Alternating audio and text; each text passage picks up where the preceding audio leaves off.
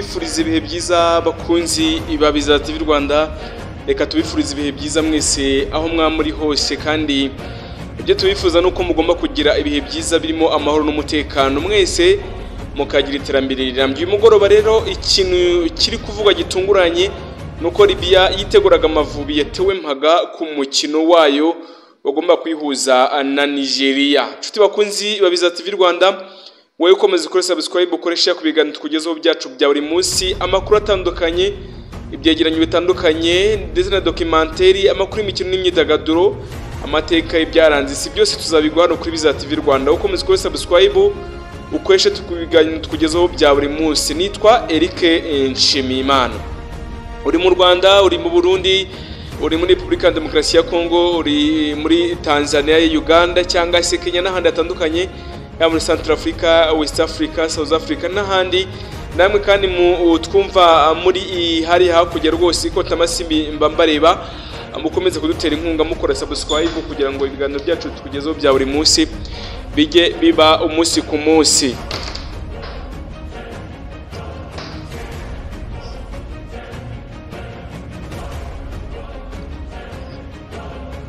Ibyo byose rero uko ubyumva nuko ugomba kumenya amakuru ku gihe. Ikintu cya mbere ni amakuru. Aka kanama rero gashinzwe imyitwarire mu mashyirahamwe cyangwa se mu Mpuzamashyirahamwe y'umupira w'amaguru muri Afurika, kafashe icyemezo cyo gutera mpaga ikipe y'igihugu ya Libya mu mukino wo gushaka itike y'igikombe cya Afurika mwaka 2025 wagombaga kuyihuza na Nigeria. Mu minsi yashize mwagiye mubyumva ko ikipe ya Libya rero yakiriye ikipe ya Nigeria mu buryo ubu byagenze gutereka nzembi kuvire imuzingo. Iki cyemezo rero kuri uyu mukino wari umunsi wa gatatu w'imikino yo gushaka itike y'igikombe cya Afurika mwaka 2025 mu itsinda rya kane aya makipe ahuriyemo ndetse n'ikipe y'u Rwanda ndetse na Benin, cyagiye hanze kuri uyu wa gatandatu, aho kivuga ko ishyirahamwe ry'umupira w'amaguru muri Libya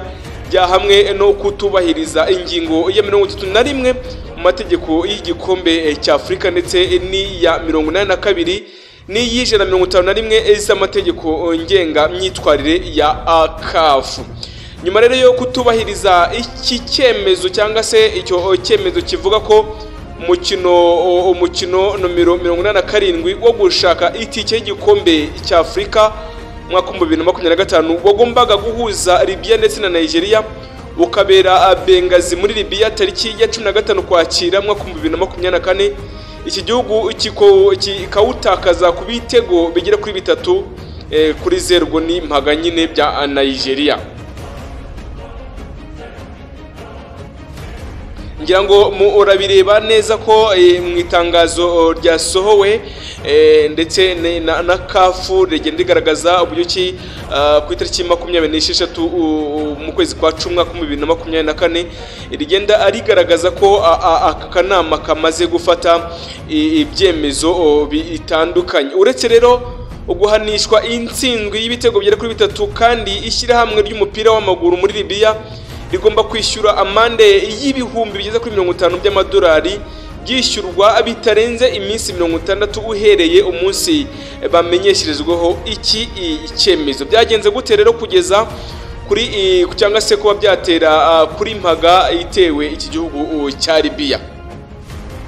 Tariki 13 rero kwakira umwaka 2024 nibwo ikipe y'igihugu ya Nigeria yahagurutse yerekeza muri Libya n'indege yayo ubwite yagombaga kugwa muri mujyi wa Bengazi, ariko naho amakipe yombi yagombaga cyangwa se yagomba kuba yakinira tariki ya 15 ukwakira umwaka 2025, ariko ubwo yari mu kirere ibwirwa ko itemerewe kugwa aho yagombaga kugwa, maze iyoborwa ku kindi ikibuga cy'indege cyangwa se cya airport Black mu birometero bigeze kuri 200 uvuye aho ngaho mu mujyi w'Bengazi.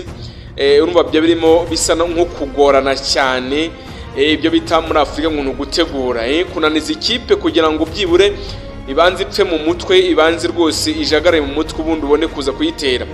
Nyuma yo kugwa rero kuri icyo kibuga, iyi kipe yamaze amasaha 15 kuri icyo kibuga gifunze, cyangwa se nta murandasi cyangwa se interinete, ntabyo kandi kurya cyangwa se kunywa, yewe nta naho kwegeka umusaya, kuko abakinnyi ba Nigeria bagiye bagerageza kuryama ku ntebe zo kuri icyo kibuga bakisegura bimwe mu bikapu bari bagiye bitwaje. ngira ngo muragenda mubireba ku mafoto mu buryo bumwe butandukanye. Kubura rero ibyo kurya ntabwo ari uko batari bateguye urugendo, ahubwo nibyo bari bitwaje cyangwa bitwaye byabanje kubikwa n'abakozi b'ikibuga cy'indege, maze bavuga ko bagiye mu kiruhuko barigendera. Urumva nabyo ni ihohoterwa rikomeye cyane. Nyuma rero yo kurworwa ibyo ngibyo cyangwa se kuba bakorwa ibyo ngibyo, abakinnyi ndetse n'ubuyobozi bw'ikipe y'igihugu ya Nigeria bavuze ko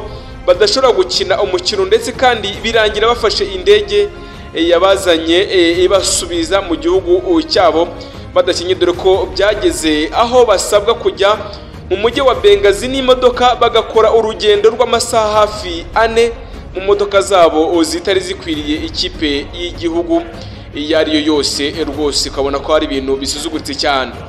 Libya rero yakoraga ibi byose ivuga ko nayo umukino ubanza wari wabereye muri Nigeria nabo babikozwe cyangwa se ibi nabyo byababayeho, bakamara amasaha ku kibuga cy'indege, birarangira rero batsinzwe umukino igitego kigera kuri 1-0.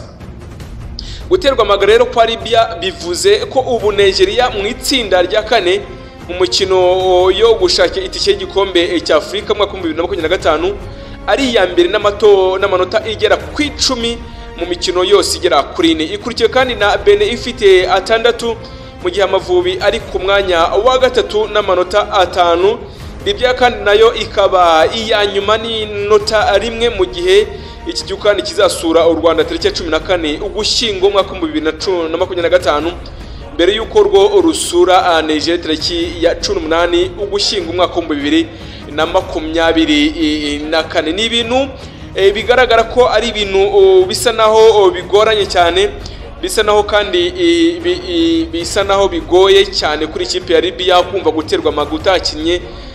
Ikindi kandi muri football nyafurika ibi bintu bikunze kugaragara cyane, ngo ni ugutegura ikipe ugasanga uko ikipe yaje igomba kugera ku kibuga cy'indege ikahagira ikamara amasaha, cyangwa se ugasanga hoteli yagomba gukoreramo bayihinduye ku munota wa nyuma, cyangwa se naho agomba gufatira ifunguro bahinduye ku munota wa nyuma.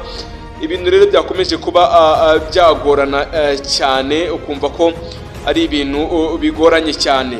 Rero CAF Disciplinary Board rero yafashe umwanzuro, uwo mwanzuro ungana na DC 23-17-5 bigaragaza uburyo ki umukino wagombaga guhuza ikipe ya Nigeria ndetse na Libya utewe mpaga.